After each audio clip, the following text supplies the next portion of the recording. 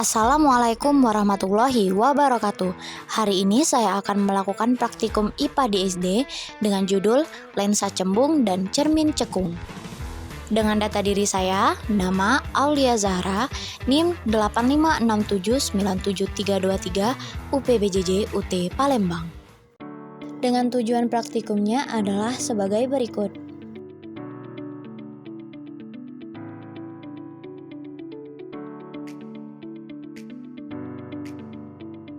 Percobaan praktikum pertama adalah lensa cembung. Dengan alat dan bahannya, tabel pengamatan, lilin sebagai sumber cahaya, kaca pembesar sebagai lensa cembung, layar putih, dan pena. Dengan cara kerjanya adalah, pertama, saya menyusun lensa pada dudukannya dan meletakkan di antara layar dan sumber cahaya.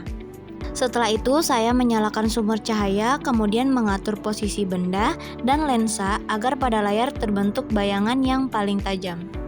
Setelah itu, saya mengukur jarak benda dan jarak bayangan.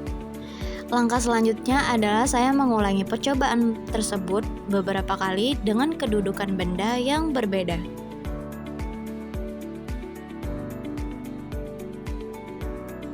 Dalam melakukan percobaan praktikum dengan kaca pembesar, kita dapat menentukan jarak fokus lensa cembung dengan memanfaatkan cahaya dari benda jauh, misalnya cahaya lilin dan layar putih. Ketika lilin diarahkan ke kaca pembesar dan membentuk bayangan paling tajam dan terkecil di layar putih, maka jarak antara lensa dan layar tersebut adalah jarak fokus lensa. Dari hasil percobaan tersebut dapat disimpulkan bahwa lensa cembung atau kaca pembesar memiliki kemampuan untuk mengumpulkan cahaya di satu titik fokus. Jarak fokus rata-rata kaca pembesar sederhana adalah sekitar 8-12 cm tergantung pada kekuatan lensa. Dan nilai fokus ini menunjukkan seberapa kuat lensa dapat membiaskan cahaya. Semakin pendek jarak fokus, semakin besar daya pembesaran lensa. Percobaan praktikum selanjutnya adalah percobaan pada cermin cekung. Dengan alat dan bahannya adalah tabel pengamatan, lilin sebagai sumber cahaya, sendok sebagai cermin cekung, layar putih, dan pena.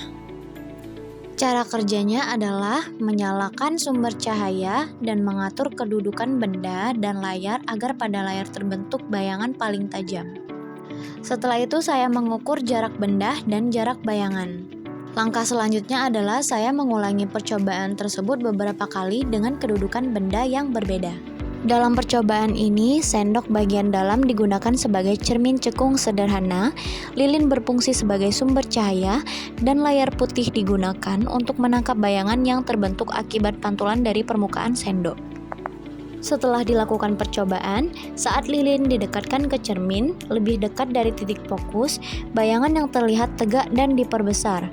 Saat lilin dijauhkan dari cermin, lebih jauh dari fokus, bayangan menjadi terbalik dan nyata, dapat ditangkap di layar. Bayangan paling tajam terbentuk ketika lilin berada sedikit lebih jauh dari 2 kali jarak fokus, sekitar 2F. Dapat disimpulkan bahwa cermin cekung atau sendok bagian dalam memiliki kemampuan untuk memantulkan cahaya dan mengumpulkannya di satu titik fokus nyata. Jarak fokus sendok yang digunakan dalam percobaan berada pada kisaran 8-12 cm tergantung pada tingkat kelengkungan permukaan sendok. Sifat bayangan yang dihasilkan bergantung pada posisi benda terhadap fokus dan pusat kelengkungan. Di dalam fokus, bayangan maya dan diperbesar, di luar fokus, bayangan nyata dan terbalik. Sekian praktikum dari saya. Wassalamualaikum warahmatullahi wabarakatuh.